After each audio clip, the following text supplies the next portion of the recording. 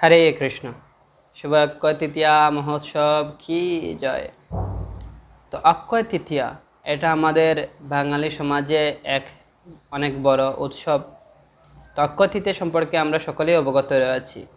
অক্ষয় বা অক্ষয়, অক্ষয় বা অক্ষয় মানে হচ্ছে যেটা কখনো ক্ষয় হয় না, চিরস্থায়ী।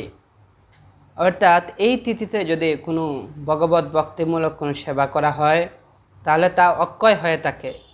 সেই যে পূর্ণ, সেই যে স্বীকৃতি, সেটা কখনো ক্ষয় হয় না।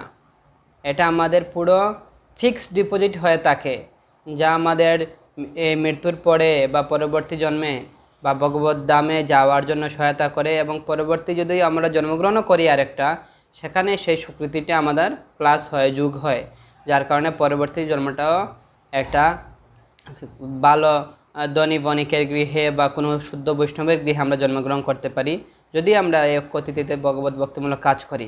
কারণ সেই স্বীকৃতিটা আমাদের অক্ষয় হয়ে থাকে, যা আমাদের ভক্তি জীবনে অনেক সহায়ক। তাই আমরা এই অক্ষয় তৃতীয়া মহোৎসবে যা যা আমরা ভক্তিমূলক কাজ করব, যত আমরা হরিনাম জপ করব, ভগবানের পূজা করব, ভগবানের অর্চনা করব, ভগবানকে প্রণাম নিবেদন করব, ভগবানের কাছে প্রার্থনা করব, সমস্ত কিছু অক্ষয় হয়ে থাকবে। তো এই অক্ষয় তৃতীয়া মহোৎসবটি অনেক মাহাত্ম্যপূর্ণ। এই অক্ষয় তৃতীয়া মহোৎসবে অনেক অনেক লীলা হয়েছিল। এই অক্ষয় তৃতীয়াতে ভগবানের অনেক কার্য সাধিত হয়েছিল। সেগুলো কি আমরা এখন সবিস্তারে আপনাদের সামনে বর্ণনা করব। তো অক্ষয় তৃতীয়াতে কি কি হয়েছিল? অক্ষয় তৃতীয়াতে কি হয়েছিল?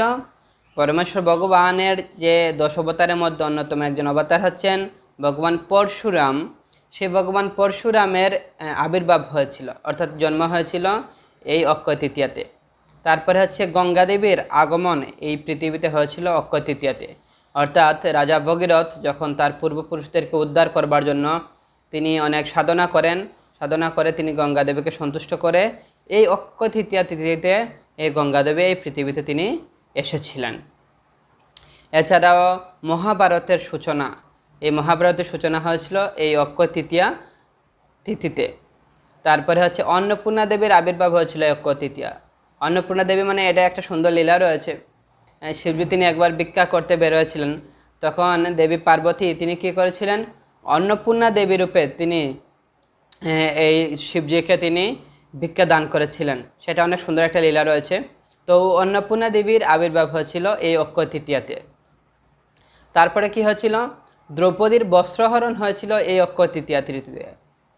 যখন আপনারা দেখেছেন মহাভারতের বিভিন্ন সিরিয়ালে, বা আমরা জানি যে মহাভারতে কী হয়েছিল, এই বস্ত্রহরণ লীলাটি হয়েছিল, এই কার্যটি হয়েছিল এই অক্ষয় তৃতীয়া তিথিতে। এবং ত্রেতা যুগের সূচনা, অর্থাৎ সত্যযুগ শেষে যখন ত্রেতা যুগের শুরু হয়, সেই ত্রেতা যুগ শুরু হয়েছিল এই অক্ষয় তৃতীয়া তিথিতে। এছাড়া কুবের তিনি স্বর্গের যে কুষাধ্যক্ষর পদ, অর্থাৎ সমস্ত ধন সম্পদের যে ভাণ্ডার তার কাছে আছে, এই দায়িত্বভার তিনি পেয়েছিলেন এই অক্ষয় তৃতীয়া তিথিতে। এছাড়াও ভগবানের একজন সবচেয়ে শুদ্ধ ভক্ত, ভগবানের খুব ক্লোজ একজন ফ্রেন্ড, তিনি হচ্ছেন সুদামা। আমরা জানি সুদামার চরিত্র কত মহান চরিত্র। এই সুদামা এবং কৃষ্ণের মিলন হয়েছিল এই অক্ষয় তৃতীয়া তিথিতে। এছাড়াও আপনারা যারা গঙ্গোত্রী, যমুনোত্রী বা বদ্রীনাথে গিয়েছেন, এই বদ্রীনাথে 6 মাস মন্দির বন্ধ থাকে। 6 মাস মন্দির বন্ধ থাকার পর এই অক্ষয় তৃতীয়া তিথিতে এই মন্দিরের দ্বার উদ্ঘাটন হয়, এই দরজা খোলা হয়। এই অক্ষয় তৃতীয়া থেকে পরবর্তী 6 মাস এই মন্দির খোলা থাকে এবং সেখানের পূজারীরা সেখানে পূজা করেন। কিন্তু এর পূর্ববর্তী যে 6 মাস সেখানে বিভিন্ন দেবদেবীরা এসে তারা পূজা করেন, সেখানে দ্বার বন্ধ থাকে। এবং এই অক্ষয় তৃতীয়া তিথিতে যদি আপনি বদ্রীনাথ যান, সেখানে গেলে আপনি দেখতে পারবেন এই যে 6 মাস যে প্রদীপ জ্বেলেছিল সেই প্রদীপ ওই দিন দর্শন করা যায়। এছাড়াও সত্যযুগের শেষ ত্রেতা যুগের শুরু, সেটা আমরা বলেছি, সত্যযুগে শেষ হয়েছিল এবং ত্রেতা যুগের শুরু হয়েছিল। এছাড়া ওই তিথিতে হচ্ছে ভগবানের চন্দনযাত্রা শুরু হয়। কেন চন্দনযাত্রা শুরু হয়? কারণ এই তিথি থেকে প্রচণ্ড গরম থাকে, যার কারণে ভগবান শ্রীকৃষ্ণকে সেখানে চন্দন লেপন করা হয়। এই ব্যাপারে অনেক সুন্দর লীলা রয়েছে। মাধবেন্দ্র পরিপাদ চন্দন আনতে গিয়েছিলেন। সেখান থেকে যখন চন্দন আনতে যান তখন তিনি সেই যাত্রাপথে তিনি এই গোপীনাথের সাথে দেখা হয় এবং এই গোপীনাথ তার জন্য ক্ষীর চুরি করে রেখেছিলেন। অনেক সুন্দর লীলা রয়েছে। এই অক্ষয় তৃতীয়া তিথি থেকে এই চন্দ্রযাত্রা শুরু হয়। তো বৃন্দাবনে ভগবান বাঙ্কি বিহারীর মন্দির রয়েছে। তো সারা বছর বাঙ্কি বিহারীর চরণ দর্শন করা যায় না, তো একমাত্র এই অক্ষয় তৃতীয়া তিথিতে এই বাঙ্কি বিহারীর চরণ দর্শন করানো হয়।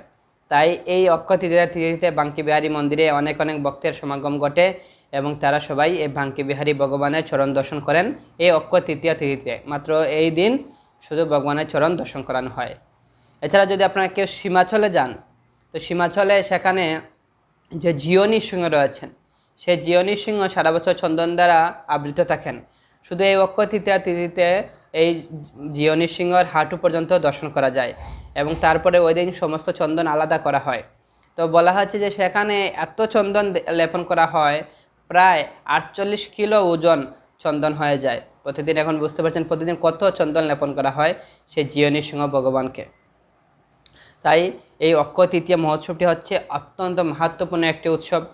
তাই যদি আমরা এই অক্ষয় তৃতীয়া মহোৎসবে আমরা ভগবানের এই সমস্ত লীলাগুলো আমরা শ্রবণ করতে পারি, আমরা স্মরণ করতে পারি এবং যদি আমরা যা যা ভগবত ভক্তিমূলক যে সেবাটা করব সেটা অক্ষয় হয়ে থাকবে। তাই এই পুরো দিন আমরা কৃষ্ণ ভাবনাময় আমরা কাটাতে পারি, ভগবানের নাম হরিনাম জপ করতে পারি, আমরা কীর্তন করতে পারি, বিভিন্ন ভজন গাইতে পারি, যতটুকু আমাদের সাধ্যমতো আমরা ভগবানকে ভোগ নিবেদন করতে পারি, ভগবানের শৃঙ্গার করতে পারি, আরতি করতে পারি, ভগবানকে পুষ্প নিবেদন করতে পারি। তাছাড়া ভগবানকে আমরা ওই দিন থেকে আমরা চন্দন আমরা ভগবানের গায়ে লেপন করতে পারি। যার যার বাড়িতে বিগ্রহ আছে, রাধা মাধবের বিগ্রহ আছে, তো আপনারা মাধবের অর্থাৎ কৃষ্ণের পুরো অঙ্গে আপনারা চন্দন লেপন করতে পারেন। আর রাধারানীর যদি বিগ্রহ থাকে তাহলে আপনারা শুধু মুখমণ্ডলে, রাধারানীর মুখমণ্ডলে আপনারা চন্দন লেপিত করতে পারেন ওই দিন থেকে। এবং যদি গৌণিতায় থাকে তাহলেও আপনারা শুধু মুখে আপনারা এরকম চন্দন দিতে পারেন, গৌণিতায় বিগ্রহ থাকে। যদি কারো বিগ্রহ নেই কিন্তু ছবি রয়েছে, ভগবানের ছবি রয়েছে, সেখানে আপনারা পূজা অর্চনা করছেন, তাহলে সেই ছবিতেই আপনারা ভগবানের কপালে বা একটু গালে আপনারা এরকম অল্প করে চন্দন আপনারা দিতে পারেন। এই চন্দন দিলে ভগবানের শরীর ঠান্ডা থাকে, তাই ভগবানের শরীরটা শীতলতা প্রাপ্ত হয়, যার কারণে ভগবান তিনি গরম থেকে, যদিও ভগবানের এই গরম শীত ঠান্ডা কিছু নেই, কিন্তু ভক্তের মনোভাব ভগবানের প্রতি, ভক্তের যে সেবা মনোভাব সেটা ভগবানের এই সেবার মাধ্যমে প্রকাশ পায়। ভক্তের প্রতি ভগবানের প্রতি ভক্তের যে ভালোবাসা সেটাই সেবার মাধ্যমে প্রকাশ পায়। তো এই যে নিষ্ঠা মানে হচ্ছে ভালোবাসা, কতটুকু নিষ্ঠা রয়েছে ভগবানের প্রতি সেটা প্রকাশ পায় ভগবানের প্রতি আমাদের কতটুকু ভালোবাসা রয়েছে তার মাধ্যমে। তো ওই তিথিতে আমরা এই ভগবানকে কী করতে পারি, চন্দন আমরা অর্পণ করতে পারি, যার মাধ্যমে ভগবানের কিছুটা ঠান্ডা লাগবে, এই গরম থেকে ভগবান কিছুটা এই গরম ভগবানের কিছুটা কাটবে। তাই আমরা এই তিথিতে ভগবানকে চন্দন দিয়ে ভগবানের ঐহ্য থেকে আমরা কৃপা লাভ করতে পারি। তাহলে ভগবান অত্যন্ত খুশি হবেন এবং আমাদেরকে তার কৃপা আশীর্বাদ প্রদান করবেন। সবাইকে অসংখ্য ধন্যবাদ। আপনারা কৃপাপূর্বক আমাদের গুরু কৃষ্ণ কৃপা ইউটিউব চ্যানেলটি সাবস্ক্রাইব করবেন এবং আমাদের সাথেই থাকবেন। সবাইকে আবারও ধন্যবাদ জানাচ্ছি। হরে কৃষ্ণ।